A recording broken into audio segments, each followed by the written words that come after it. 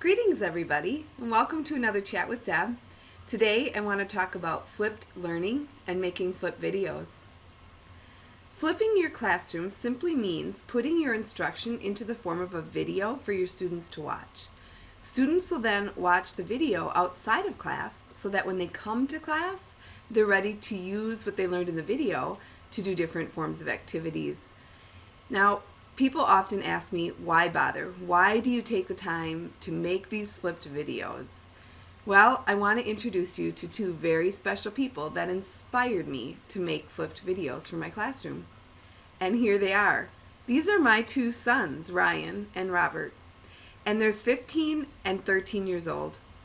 And they're the two people that inspire me the most to flip my lessons for my students. And the reason is, when these two gentlemen want to learn something, whether it's how to get to the next level in a game, or if they need to learn something for one of their classes that they're taking in school, they will go to YouTube and they will watch a video to find out what they want to know.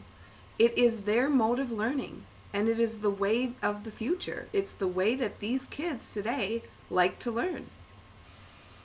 There are many different ways to create videos for your students, but I'm going to show you my favorite way, which is using my iPad and an app called EduCreations, which is a free app. There are many reasons I love EduCreations. First of all, it's just very simple to use. And secondly, I can add in an image if I want to. I can change colors of what I'm drawing, and I can also use text if I wish to.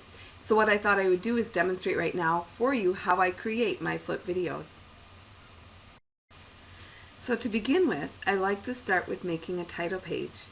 So what I'm going to do is tap right here where the picture is. I could take a picture with my camera. I can access my photos on my iPad. I can link my Dropbox account to my EduCreations account and then get any of my files off my Dropbox, or I could search the web for a picture. In this case, I'm going to click on Photos, and I'm going to go to my camera roll and just bring in a picture of some of my students. Once that picture comes in, I can resize the picture and move it to wherever I want to put it on my iPad. Next, I can either use the text tool if I want, and I can just tap and type in what I want to say, just like that. The other thing I can do is use my drawing tools, which are right up here, and so I can click on any color and go ahead and write.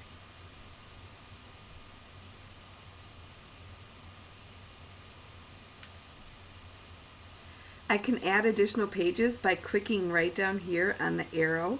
I've already added another page, so if I click there, you can see here's page 2 with a sample problem that I'm going to solve with for the students, and I could continue to prep and get ready for my lesson by adding as many pages as I needed.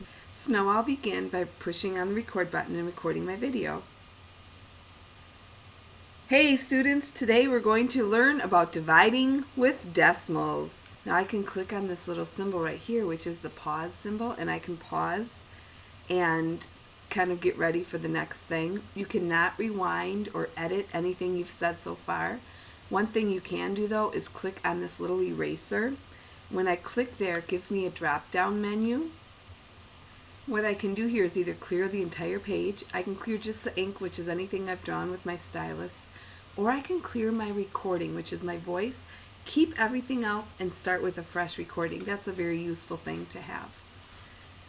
But what I'm going to do now is hit this record button, and I'm going to go to page 2, and I'm going to continue on my lesson. So, the first thing you need to know, students, about dividing with decimals is that we're going to be taking our decimal in our divisor and making it a whole number. So the rule is, if I move my decimal point over one place in my divisor, I must move my decimal point over one place in my dividend as well. So you can see I would continue to record my lesson and teach the students about dividing with decimals. Now when I'm finished, I can click right up here where it says done. When I do that, it asks if I want to start over or save my lesson. I would want to save this lesson. You give it a title. I usually title my lessons by the unit and the lesson. And then you can also give it a short description. And then when you're ready to click to next, it'll ask you to choose who can view this lesson. It's either going to be private or public, just your students or just your school, and you can set all these settings in your EduCreations account. Finally, the last thing it'll ask is choose the subject area, which I have as math, and the subject, which I have as basic math. Then you would log into your account. I'm logged in as Deb Norton. If you weren't logged in, you'd have to be logged in, and you simply save that lesson. All of your lessons are then available on the internet at educreations.com. So here we are in my EduCreations account. I've already logged in. If I click where up here in the right corner where it says Welcome Deb, it'll bring up all of my videos that I've created, and I've created a lot of videos on EduCreations. It will host your videos for free. There's no cost here whatsoever. As you can see, I've made a lot of videos. If I want to take one of these videos, like this one for example, and I want to embed it or share the link to this with my students, here's how I would do it. So I would first go right over here where it has a link that says embed on the web. I can click that and get an embed code to put this on any site if I wanted to embed it somewhere. Now keep in mind that I've made this video public, so therefore my students can view it. If it's private, they would not be able to view my video. So now that you've seen how I make the videos, I wanted to show you how I host them. This is a Google site that I created. It is for one of my units in math. You can see here the students, if I send them to this site, can click on lesson 1 and then it will load that video. And then all the students need to do is play. This lesson is all about shift patterns in multiplication. A lot of it is about multiplying by 10. Alright, so they'll watch the video. Sometimes I'll even embed a Google form below my video so that the students can do a quick check of what they learned from the video and show me that they were understanding it. And that's it. It's that easy. I wanted to show you that you don't have to just flip math, although that is an easy subject to flip. I want to show you just a few other examples of some videos that I've flipped. Here's a video in which I am showing students how to go about making a collage with their spelling words. This video is going to show you how to print off your collage that you made in Smart Notebook. To begin with, before you print, the first thing you should do is type your name somewhere on your collage. So you can see this is more of a direction to the students so that when they're ready, which they're all ready at different times, they can watch this video to show them how to go about getting ready to print off their collage. This was made with Screener, and all I was doing was recording my screen at the time that I was showing the students how to do this.